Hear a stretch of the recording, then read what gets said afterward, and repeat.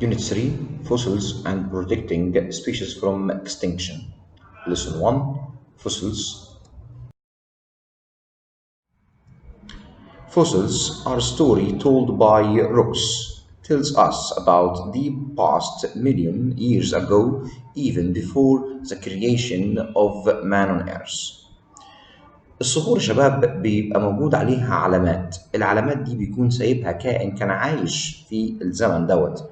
فأنا أقدر أستدل من العلامة دي أو من الماركس دي أو من الريمينز دي مين شكل الكائن اللي كان عايش في العمر دوت، شكل البيئة اللي كانت موجودة في الزمن ده. فكأني الصخرة أو الروكس اللي احنا بنتكلم عنها دي بتقول لنا حكاية الزمن ده. Fossils. There are traces and remains of old living organisms that are preserved in sedimentary rocks. الجملة دي بتقول إن الفوسلز الحفريات هي عبارة عن بقايا لكائنات حية كانت عايشة في زمن معين اتحفظت على السedimentary rocks. فبالنسبة لي sedimentary rocks دي بتقول لنا قصة الزمن ده أو قصة الحيوان اللي كان عايش عليه. Traces of once an old living organism indicate its activity during its life. بمعنى ايه؟ عندي حاجة اسمها trace يعني أثر يا شباب. الكائن الحي وهو عايش في الوقت اللي هو كان عايش فيه عدى على المكان ده فساب أثر ليه. زي ايه؟ زي عندي figure number 1 اللي مكتوب عليها ديناصور فوت برنت، يعني رجل الديناصور طبعت على الصخرة دي فسابت أثر لرجل الديناصور. فبالنسبة لي ده تريس، ده أثر ليه. عكس تماما فكرة الريمينز يعني بقايا شاب. هو العظم بتاع الديناصور لسه موجود زي ما هو، فده جزء متبقي منه مش أثر ليه سابه وهو عايش. بمعنى إيه؟ بيقول إن remains trace that indicates the remains of once an old living organism after death. يعني بعد ما مات اتبقت منه الجمجمة أو اتبقت منه جزء من سنانه. زي إيه؟ زي remains of dinosaur's skull or remains of shark's teeth. في السنة بتاعة الشاركس موجودة زي ما هي. ده بالنسبة لي مش تريس، ده مش أثر ليها، يعني السنة مش طبعت هنا، لا السنة موجودة زي ما هي، فده جزء متبقي من الكائن الحي ده، فعشان كده بسميها remains. فكده احنا قلنا الفرق ما بين التريس وما بين الريمينز. الريمينز جزء متبقي منه بعد ما مات، لكن التريس ده أثر ليه وهو عايش، أهو بيقول during its life. أثناء ما هو كان عايش الديناصور عدى من هنا فساب أثر للفوت برينتس. Types of fossils and ways of formation. Fossils differ according to ways of formation into several types, from which type number 1 fossils of complete body, type number 2 cast, type number 3 mold, type number 4 petrified fossils. شبه عندي أربع أنواع من الحفريات اللي هي الفوسلز. النوع الأولاني اسمه complete body من اسمه، يعني جسم الحيوان كاملة موجود. النوع الثاني والثالث هما شبه بعض بس في اختلاف بسيط ما بينهم، هو الكاست والمولد. النوع الأخير هو اسمه petrified fossils اللي هي الحفريات المتشجرة أو المتحجرة. Fossil of complete body. Its type of fossils which was formed as a result of the rapid varying of the organism as soon as it did in a medium preserved it from decomposition as snow and amber. النوع يا شباب ده من الحفريات أو الفوسلز بيتكون إزاي؟ إن الحيوان يموت ويدفن في ميديم، في بيئة يحفظه من التحلل، ما يحصلوش حاجة اسمها decomposition. طب زي إيه؟ زي التلج أو الأمبر. بيقول إيه؟ It keeps the whole shape and all details of a body. بما إن الحيوان ده مدفون كاملة جوه التلج أو جوه الأمبر، فمعنى كده إن هو جسمه محفوظ زي ما هو، يعني هلاحظ كل تفاصيله موجودة ومش هيختفي منه حاجة أو مش هيتحلل منه شيء. Examples of a complete body fossil. Example number 1 mammoth fossil. A snow avalanche occurs in Siberia 25,000 years ago. It caused the death of mammoth animal, which were also buried immediately in the snow. When the first mammoth fossil was discovered in the last century, it was complete as the whole shape and all hair, fresh and food in its claws are all still completely preserved. السلايد دي بتشرح ايه يا شباب؟ بتشرح اول اكزامبل على الكومبليت بودي فوسيلز وهو الماموث فوسيل. الماموث ده كان حيوان يشبه الفيل، كان عايش في العصر الثلجي اللي هو سنو افالانش. دلوقتي لو انا تخيلت ان انا عندي ماموث، حيوان الماموث ده مات وفي نفس اللحظه اللي مات فيها اتدفن جوه التلج، يعني ما عداش عليه وقت عشان يتحلل، يعني الحيوان مات وفي نفس الوقت فلنفترض وقعت عليه قطعه من التلج بس كبيره قدرت تغطي الحيوان ده كامله، فالحيوان ده جسمه هيفضل محفوظ زي ما هو بكل تفاصيله، بالاكل اللي كان بياكله قبل ما يموت، بالجلد بتاعه، بالشعر بتاعه، كل ده هيكون محفوظ جوه التلج. فيبقى عندي هنا ماموث فوسيل.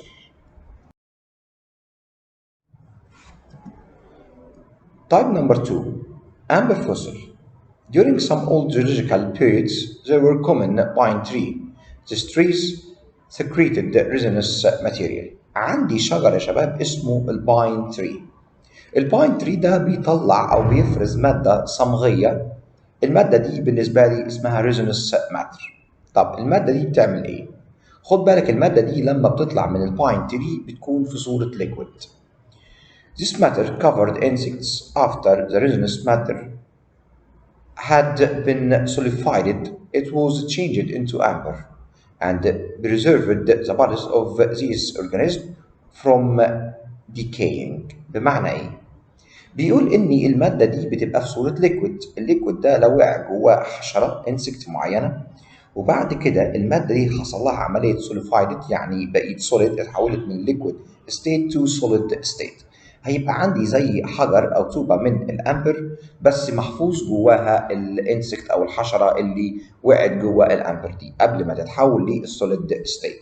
زي الصورة اللي موجودة عندي هنا، صورة الانسكت دي وهي محفوظة كاملة جوه الأمبر.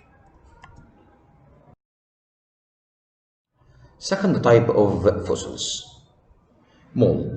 Solid mold. It is a replica of the internal details of skeleton of once an old living organism left after death in sedimentary rocks. بمعنى ايه يا شباب؟ عندي نوع من الفوسلز بمعنى المولد او القالب، هو بيسيب علامه للشكل الخارجي للحيوان اللي اتحلل ده او الحفريه اللي عندي، بس مش بتبقى جسم الحيوان كامله زي النوع اللي فات اللي هو الكومبليت بادي فوسلز، لا ده جزء منه او عادي الحيوان كله بس مش التفاصيل كامله، لا ده بس الاكسترنال ديتيلز، التفاصيل الخارجيه، هو ده اللي بيميز المولد فوسلز. Example of solid mold fossils. Example number one, Amontis fossils. Example number two, triplet fossils.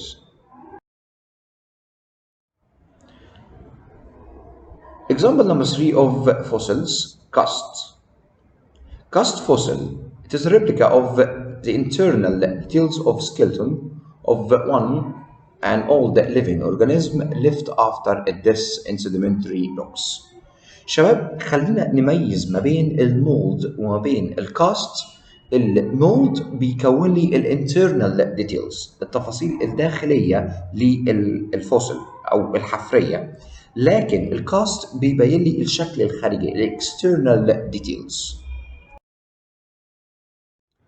Examples of cast fossil. Example number one, fish cast. ده شكل السمكة بس ده الشكل الخارجي ليها، عشان كده الفوسل دي عبارة عن cast مش mold. Example number two, cast of furnace. ده نوع من أنواع الشجر بيسيب أثر على السedimentary rocks بس بيبين لي الاكسترنال ديتيلز، عشان كده سميناه cast. لكن المولد يا شباب بيبين الانترنال ديتيلز. Petrified fossils. They are fossils in which minerals replace organic material. from organism part by part leaving the shape without any change. شاب النوع ده من الفوسلز بيتكون عن طريق المينرالز مش عن طريق الروكس، بس الاورجانيك ماتيريال بتتبدل جزء مع جزء مع المينرالز لحد ما يبقى عندي شكل الفوسلز دي او شكل الحيوان او الحفريه عندي بس في صوره ميتال، بس في صوره مينرالز مش في صوره روكس. زي ايه؟ زي ديناصورز اكس او ديناصورز توز او باتريفايد وود. Petrification. It's a process of replacing the wood material of trees by silica to form petrified woods part by part. شايف فكرة البارتيفيكيشنز العملية دي بتحصل ازاي؟ ان الجزء الاورجانيك اللي موجود في الوود يتحلل ويدخل مكانه ماتيريال او مينرال اسمها السيليكا. في الحالة دي احنا بنحول شكل الشجرة بدل ما هي وود بتبقى على شكل سيليكا. فبيقول ايه؟ Petrified woods considered as fossils as they give us details about the life of once an old plant. يعني لما الشجرة بتتحلل ويبقى عندي شكل أو نفس شكل الشجرة بس على صورة سيليكا، فده بالنسبة لي يعتبر نوع من أنواع الفوسيلز. Importance of fossils. Importance number one: age determination of sedimentary rocks. بنقدر نحدد عمر الصخرة دي على حسب عمر الحيوان اللي موجود عليها. يعني فور اكزامبل لو انا عندي الديناصورز دي اتحللت مثلا من 2500 سنة فور اكزامبل يا شباب، يبقى لو انت لقيت اي سيديمنتري روكس عليها اي ريمينز او اي تريس او اي كاست او اي مولد ترجع للديناصورز، يبقى عمر الطوبه دي او عمر السيديمنتري روكس دي من عمر الحيوان اللي محفور عليها. فبيقول ايه؟ index fossils indicates the age of sedimentary rocks because the age of rocks in the same age of fossils existed in them. بمعنى ايه؟ ان عمر الحيوان هو نفس عمر الصخره اللي موجود عليها التريس بتاعه. Important number two: figuring out the paleo-environmental. يعني ايه؟ يعني بتدينا تصور عن شكل الطبيعه او البيئه اللي كانت موجوده في المكان ده على حسب نوع الفوسلز اللي موجوده على السediمنتري روكس اللي بنشوفها. For example, number one: Limeless fossils. They are found in the limestone rocks of El Muqattam mountain and indicates that there was a sea floor in this area more than 35 million years ago. يعني لو انت لقيت الشكل ده من الفوسلز تفهم ان المكان ده كان عبارة عن سي فلور وعمره يقارب ال 35 مليون سنة. Indicate number two: furnace fossils. They indicates that the environmental where they lived was a hot and rainy tropical environment. يعني لو انت لقيت الشكل ده تفهم ان الطبيعة في المكان ده كانت عبارة عن tropical environmental بيئة استوائية. Example number three: Corolla fossils. They indicate that the environmental where they lived were clear and warm and shallow seas. يعني النوع ده من الفوسلز بيقول لك ان المكان ده كان عبارة عن بحر في يوم من الايام. Importance number three: studying life evolution. Life evolution is known by studying fossil record. Fossils exist in the rocks of different areas that indicates the extinction and evolution of organisms. شباب النوع ده من الفوسلز بيحاول يشرح لي او يبين لي التطور اللي حصل في الطبيعه، يعني مين جه قبل مين اتخلق قبل مين. Importance of fossil record. Important number one: the life started first in sea then in land. Important number two: organism always developed from simple to complicated. شاب فايدة الفوسلز ريكورد بتحاول تبين لنا تطور الطبيعة حصل ازاي، مين اتخلق قبل مين. فبيقول ان الحياة الاول ابتدت جوه البحر وبعد كده ابتدينا نعيش على اللاند. المعلومة التانية بيقول إن أي كرييتشر ابتدى في صورة سيمبل وبعد كده ابتدى يتطور ويتحول لكومبليكيت فورم. فبيقول إيه؟ إيه؟ Algae appeared before moments and ferns. Gymnosperms appeared before angiosperms. Invertebrates appeared before vertebrates. Fish were the first vertebrates that appeared, then amphibians, then replates, then birds and mammals appeared together. Archaeopteryx fossil is considered a link between reptiles and birds. شبه الحيوان ده عبارة واصلة ما بين الريبتايلز وما بين البيردز. Important number 4 petroleum exploration. شباب النوع ده من المايكرو فوسيلز بيحدد لي جودة أو عمر بير البترول اللي احنا بناخد منه سامبل من الروكس وبنحللها في المعمل. فأنت لو لقيت عليه نوعين من المايكرو فوسيلز تعرف جودة وعمر البير ده زي ايه؟ زي الراديولوريا أو فرومامنثريا. النوعين دول بيحددوا لي عمر البير، بس النوعين دول مش بالنسبة لي فوسيلز حاجات كبيرة، لا دول مايكرو فوسيلز. وبكده يا شباب يكون الليسون ده خلص معانا.